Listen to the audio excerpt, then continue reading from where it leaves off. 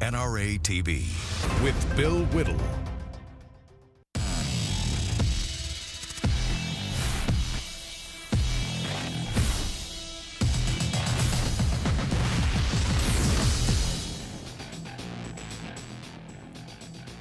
Hi, everybody. Live from Los Angeles. It's the Hot Mike Show. Hot Mike, unfortunately, was injured today. He was doing a photo shoot on Harley Davidson and managed to fall off and suffer extreme contusions and some road rash, which is unusual because the motorcycle wasn't moving at all. It was completely stationary. In any event, we expect to have him back tomorrow. Today, I'd like to talk a little bit more about the nature of the people in Hollywood who have so much more weight than they do depth. Let's just put it that way.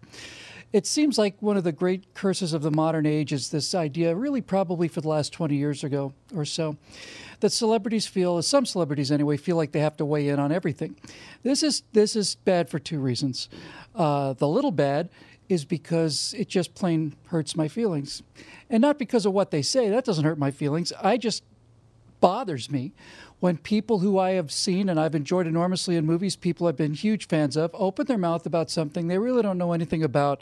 And then I realize, well, I guess I can never really go to another one of those person's movies again or something. It's just heartbreaking, really, to hear it and see it so often. And one of the reasons I wanted to talk about this today was because I wanted to talk a little bit about how shallow all of this is, how phony it all is, how really so much of the celebrity opinion is exactly like a Hollywood set. It's just a canvas flat with windows and doors painted on it, and behind it, there's really not much of anything.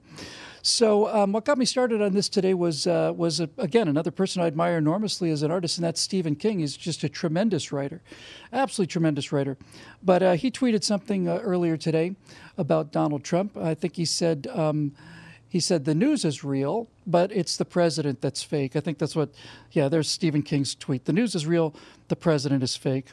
I'd start off by saying that, Stephen, for a guy who writes as much as you do, apparently you're not leaving yourself a lot of time for reading, because if you were, you'd know by now that CNN and the rest of the crowd know that the news is fake. James O'Keefe showed them on camera admitting that they know the news is fake, and they run it anyway. So why would you write something like that? Surely you know this. And I think the answer in the case of Stephen King comes a little bit deeper into some of his comments about Donald Trump.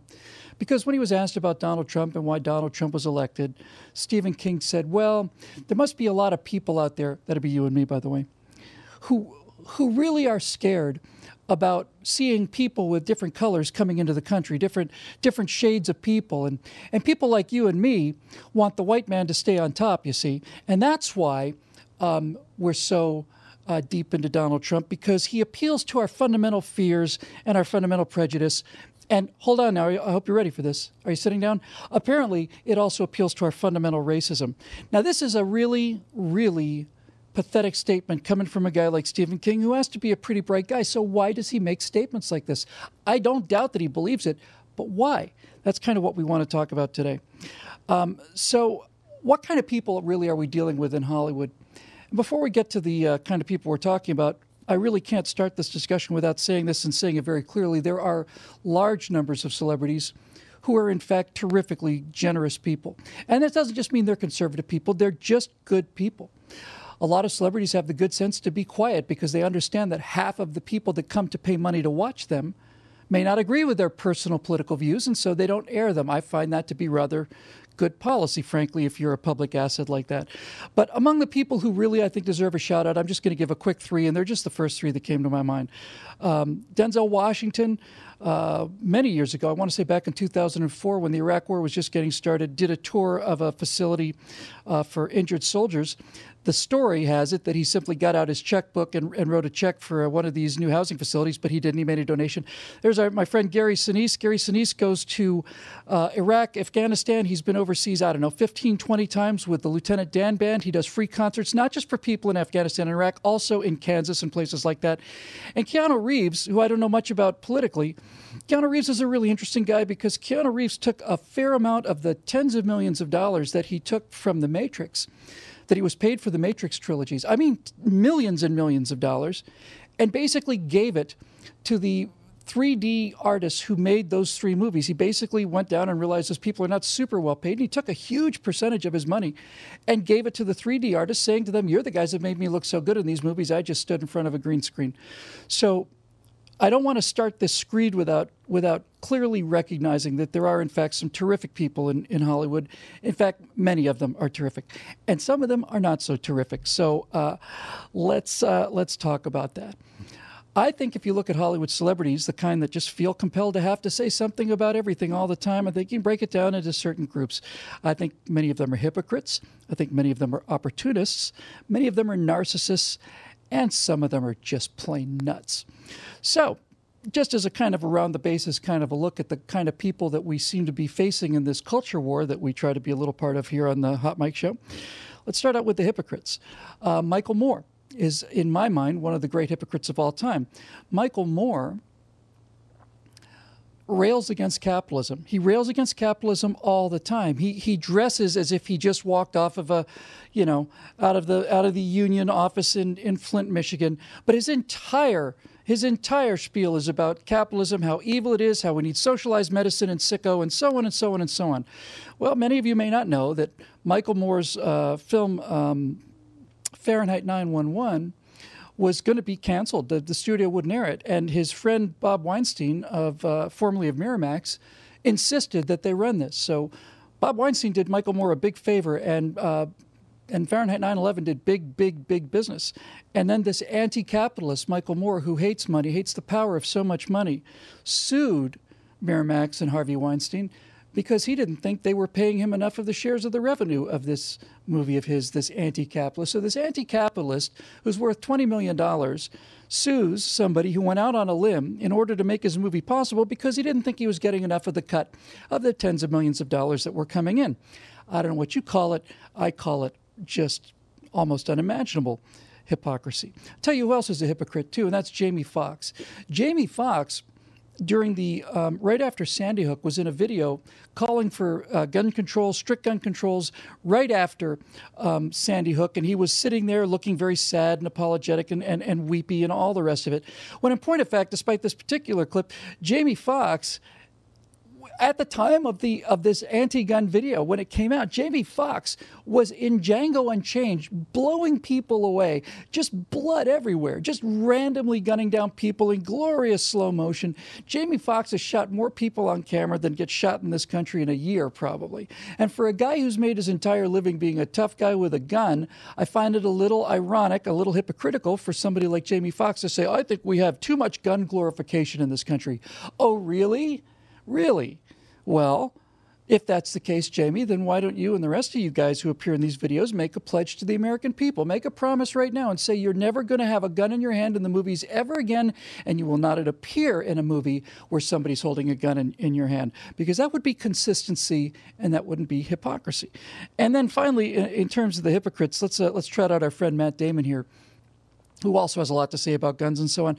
But Matt Damon is one of these people who likes to this is what I want to get into today. He's a man of the people, you see. He's not just a guy who gets paid $20 million for making faces for 2 months. He's a man of the people. He's deeply concerned about the little people.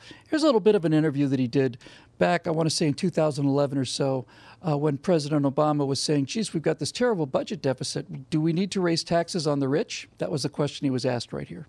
Do you agree that the wealthy should pay more? Yes. Yes, the wealthy are paying less than they've paid, at any time else. I mean, certainly in my lifetime. I mean, and probably, in the last century. I don't know what they were paying in the robber, in the 20s. I don't know what we were paying like in the Roaring 20s. But it's criminal that so little is asked of people who are getting so much. I mean, I don't mind paying more. I really don't mind paying more taxes. First of all, I hadn't noticed this the first time I saw the clip, but did you hear him? I don't know if they were paying back in the in the 20s. In other words, in the robber baron period. There is only one part of history. There's slavery and the robber barons, those evil capitalists that stole all the money from everybody. There's a lot to say about this. I suppose it doesn't really get on his radar that 1%, the top 1% of the population pays something like 40% of the total income taxes, and the top 5% pay 65% of the total income taxes. Put that aside. What's interesting about what Matt Damon said there was this: I'm a rich person. I think we should pay more taxes. I certainly don't mind paying more taxes. Well, there are two problems with this, Matt. The first problem is, if you make $20 million for a movie and you go home with, let's say, $13 million, and then you say you don't mind going home with $10 million and I'm ready to make a sacrifice, that's kind of you. But there are a lot of people out there who simply are going to miss college educations, or they're going to not be able to build an extension on their house, and not going to be able to put their kids through college because of the tax raise on the so-called wealthy and so on. But the main reason why this thing with Matt is so bloody hypocritical is, as I've said before, when somebody writes Matt Damon a check, if Paramount writes Matt Damon a check for $20 million for a movie, they don't write pay to the order of Matt Damon $20 million. They write a check to MD Enterprises Incorporated, which then buys Matt's house and buys Matt's car, buys Matt's travel, buys Matt's everything, pays him some pocket money, and all of this money is basically put into a corporation, production company, an LLC, so he's not paying much income at all. You see how it works? I get to sound like I'm a very, very noble person, very, very deep and virtuous person, a very smart person too. But in reality, it's all a bunch of lies. So there are your hypocrites. Opportunists, we can count, let's see, George Lopez, who just, what was it, yesterday, 2 days ago, said, hey, if we want to make the streets safer, President Trump, instead of deporting illegals, why don't we deport the police? Why would you say something like that, George? Why would you say we should make the country safer by deporting the police? I think it's because you have a new special coming up, George. I think it's because you got a new Hollywood special coming up on HBO. I think it's because your career is not what it used to be and never really was all that much, to be honest with you. I think you're looking for street cred.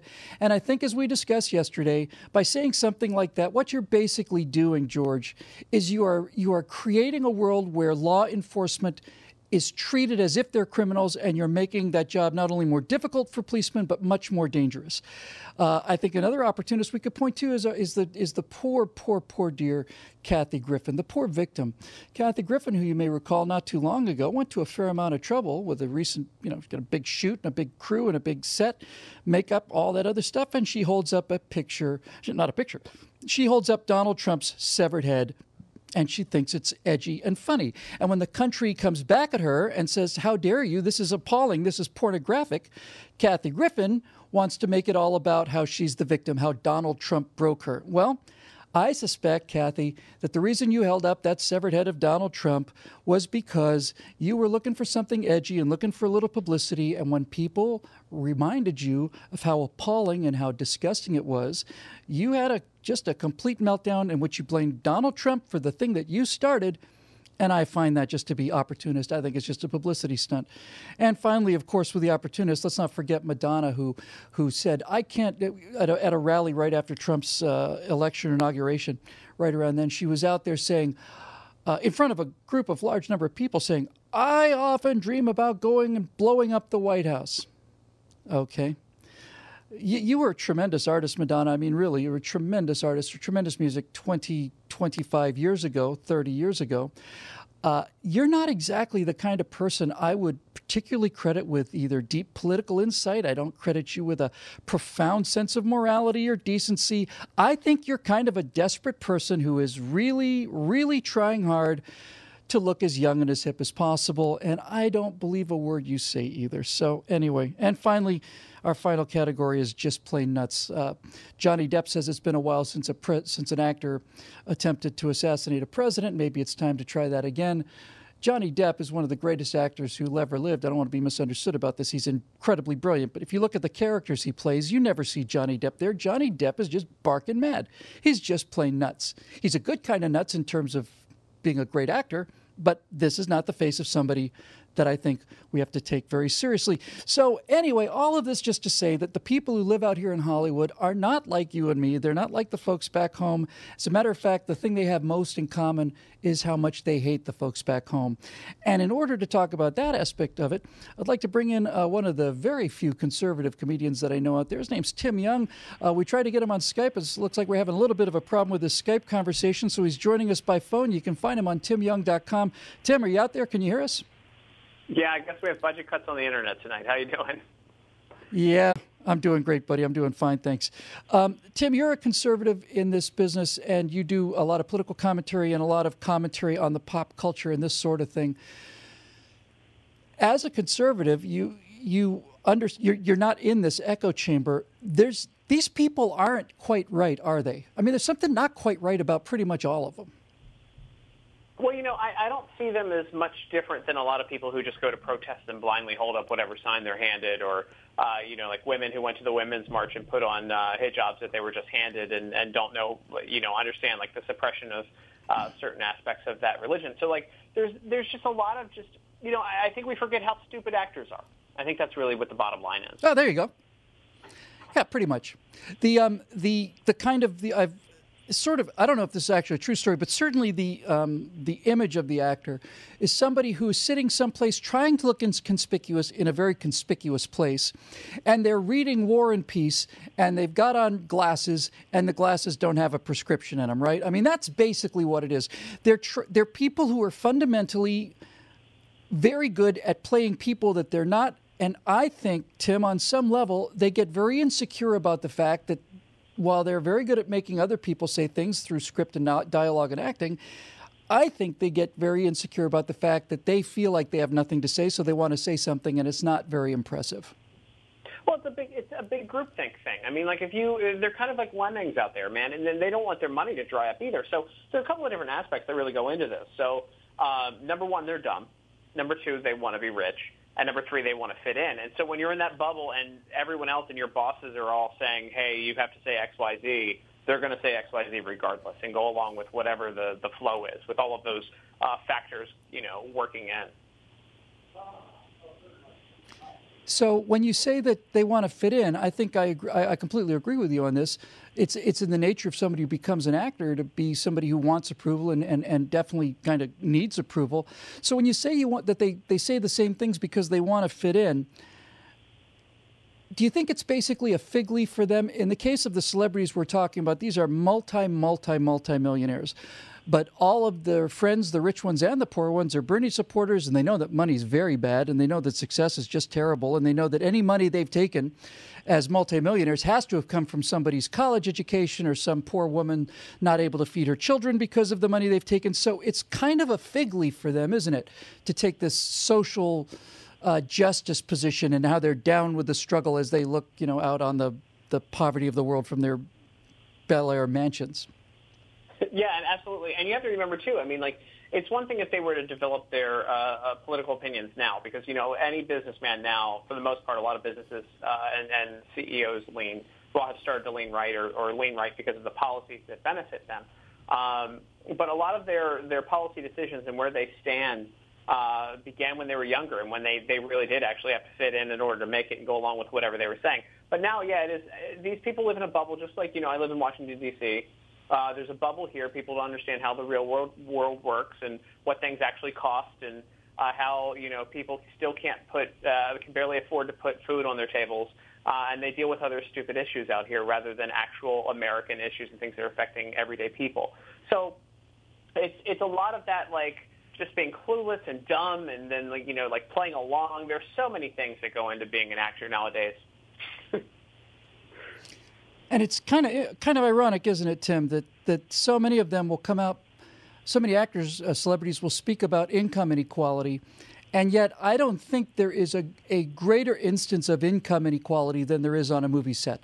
The difference between Matt Damon making $20 million and the person behind him, who's also an actor, we call them extras or background, that person might make $75 or $100 a day. So they're going to need a pretty big fig leaf to cover up a fair amount of this hypocrisy, I suspect. Oh, sorry, yeah. And I mean, in this last instance, with the fake news about, sorry, I choked there, with Wonder Woman, I could tell. They said that she wasn't making, I just fell apart right there. That's okay. Wonder Woman happens to me all the time. Sorry. They said Wonder Woman only made $300,000 for the Wonder Woman movie, which was fake news. She made a few million. There was a back-end deal with that. But, like, they've been create narratives to make themselves seem more like victims, like everyday people and what their narrative is with everyday people. they go back and forth, and to stick on like this women's issue and pay and equal rights and things like that in Hollywood. They said there weren't enough women leads, and then they had the Ghostbusters movie with women leads. But then America didn't accept that because, they were claiming that America hated that movie because it was women. And it's almost like if you pile it all up, the hypocrisy is so hard to keep up with because they can't even, while they're trying to cover themselves and they're trying to say, and check all the boxes in their belief system, the narratives overlap, and they just look like fools. Yeah, that's right. I guess Wonder Woman only made $300,000 because of the war on women, and if they admitted how much money she actually made and the fact that this is one of the few successful movies all summer, then that whole America's misogynist 72 cents on the dollar thing goes right out the window along with everything else. Tim, if you can hang on a second, we're going to go to a quick break. When we come back, I want to talk about that echo chamber that exists not only here in Hollywood but in Washington as well. I'm Bill Whittle. This is the Hot Mic Show. We'll see you back in just a couple moments right here on NRATV.